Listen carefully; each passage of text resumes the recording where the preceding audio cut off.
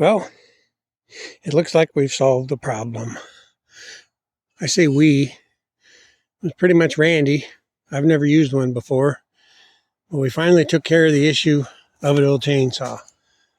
All these pieces that were one big chunk 20 minutes ago are now cut up in littler pieces with just that saw right there, which was dull as a hoe the other day. Oh, now they're getting cut, and it's cutting great, cutting like a new chain. And what are we doing? How are we getting them so sharp? How can you get your chain sharp? Well, first, a little story. If you watch the channel for any length of time, you've probably noticed we've been fighting with this issue of not having sharp chains. It's been an ongoing thing. Seems like every time we turn around, we got a dull chain. Trying to cut down a tree, dull chain. Trying to cut up firewood, dull chain. We just keep having dull chains. And we've been sharpening chains for years. We know what we're doing, but for some reason, it just ain't working here lately. We've been fighting this dull chain problem for some time. The only sharp chain we've had in months is a brand new one. Once we hit a little something with it that dulled it, couldn't get it sharp again. Don't know what the problem is, but let me introduce you to the miracle and the miracle worker.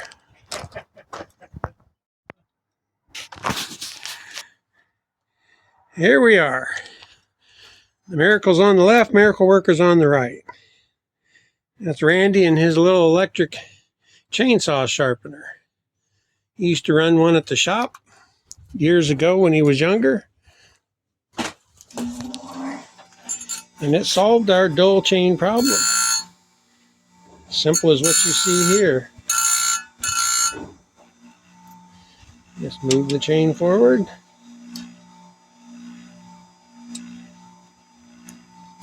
Lock it. Grind it.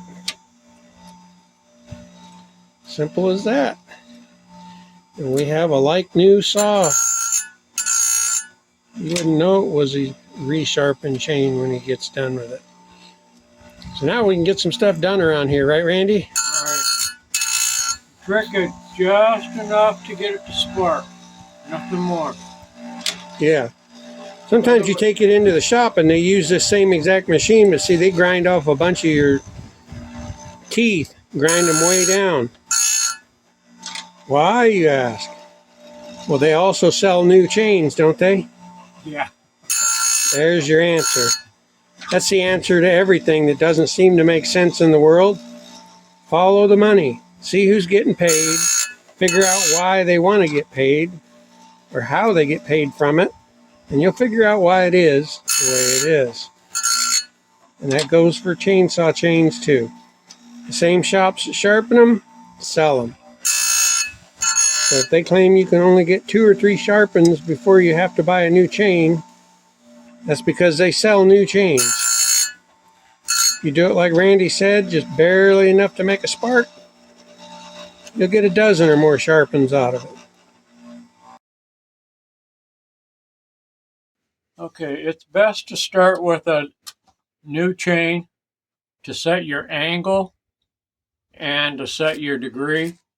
This varies according to how you set it. Right now this is set at 35 degrees, and back here we've got a angle changer here. This is set between 67 degrees and 70, something like that.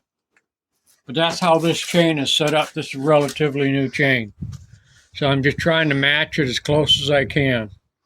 The size of your wheel will also, you'll have to match your wheel size according to your file size. If your file's a 5/32, well, you need a 5/32 wheel. Same thing. You can use a smaller wheel on a bigger hole, but it's not recommended to use a bigger wheel on a smaller hole because you'll just chew up your chain. It'll still sharpen it, but, you know, it just makes it last longer if you try and match your chain to a new one when you first start. And that way you can pretty much leave your saw set up, and then all you have to adjust is the depth of your cut each time with this This here sets the gauge on the back of the chain so that this comes back here, and then you just pull your chain back, and then as you release it and pull it forward, it comes back to the next tooth. That locks it into place. You lock it this way. And then of course this here knob, that sets how far this finger will go forward or back according to how your wheel touches your tooth. That's about all of it. And what we did was we just took these old sawhorse things and some 2x4s and just built kind of a permanent stand for it. Doesn't take up a whole lot of space. Put it in the corner when you're not using it. You always have a sharp saw. These can run up to $300 or $400. This is a Temu model. Like less than half of that. Yeah, So it's a probably Vivor.